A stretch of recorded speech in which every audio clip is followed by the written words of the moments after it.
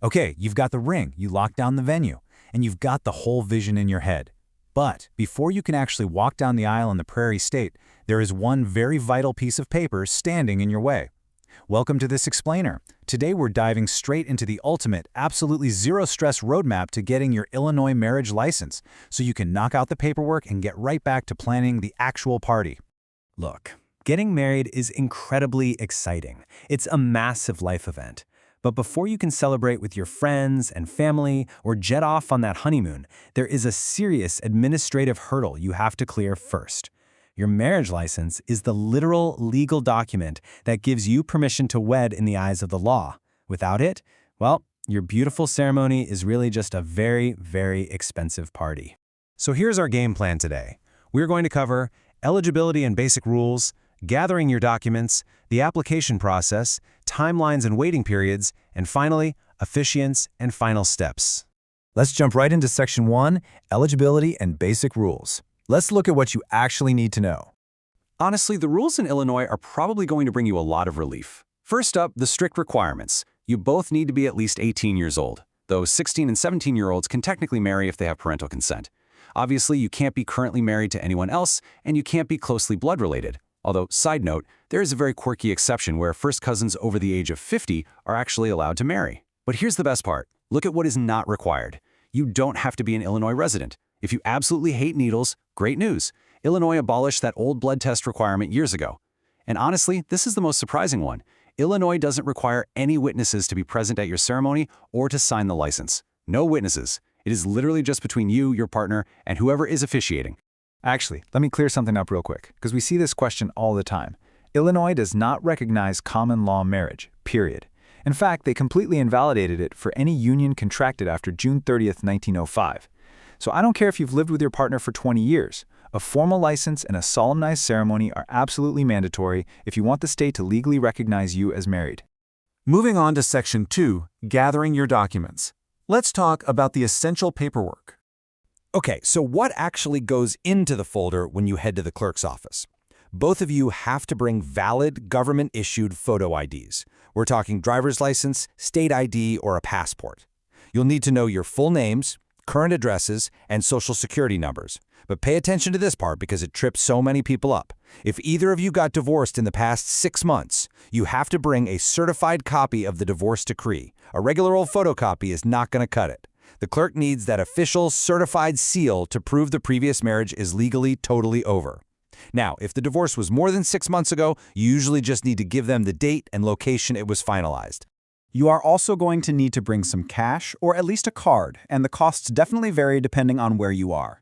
If you're getting married in Cook County, so Chicago, expect to pay $60. But if you head out to the suburbs like DuPage or Lake County, that fee drops to $35. Down in Kankakee, it's just $30. Pro tip, always check your specific county's website before you leave the house.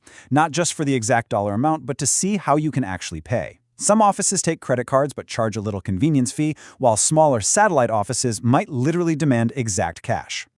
All right, Section 3, the application process and making this thing official. The actual application process is a breeze, but it does require some coordination. Step 1, fill out the online application. In places like Cook County, this is optional, but honestly, just do it, it'll save you so much time. In places like DuPage County, an online pre-application is totally mandatory before you even walk in the door. Step 2, both of you, together, have to appear in person at the clerk's vital records location. You cannot just send one person to handle this. It's a package deal. Finally, Step 3, you present your IDs, pay that fee, and they hand you your license right there on the spot. Okay, I need to emphasize this next point super heavily because this is the #1 thing that causes absolute chaos for couples. You must apply for your license in the exact county where your wedding ceremony will take place. Where you currently live literally does not matter. Let's say you live in a downtown Chicago apartment in Cook County, but your actual wedding venue is the Morton Arboretum out in DuPage County. You absolutely have to get your license from the DuPage County clerk. If you grab a Cook County license and try to use it for a DuPage wedding, your marriage won't be valid. Let's hit Section 4, Timelines and Waiting Periods, otherwise known as the Illinois clock. Understanding this timeline is going to be your ultimate stress saver. Day 0 is the day you're standing at the clerk's counter and they hand you the piece of paper. But wait, it is not legally valid that day. Day 1 is when it actually becomes active. From that exact moment, you have exactly 60 days to get married before the license expires and becomes completely useless. And then once the ceremony is over, the clock starts again. Your officiant has exactly 10 days to return the signed paperwork to the county clerk to get the marriage officially recorded. We really need to talk about that rigid 24-hour waiting period because it catches so many couples off guard. In Illinois, you legally cannot marry the same day you get your license, period.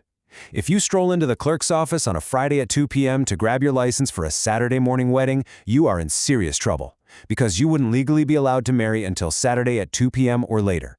Now, a judge can technically waive this for just cause, but that literally requires a court order.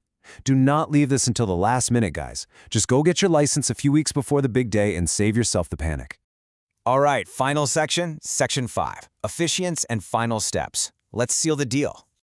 So who actually gets to pronounce you married? Illinois gives you tremendous flexibility here.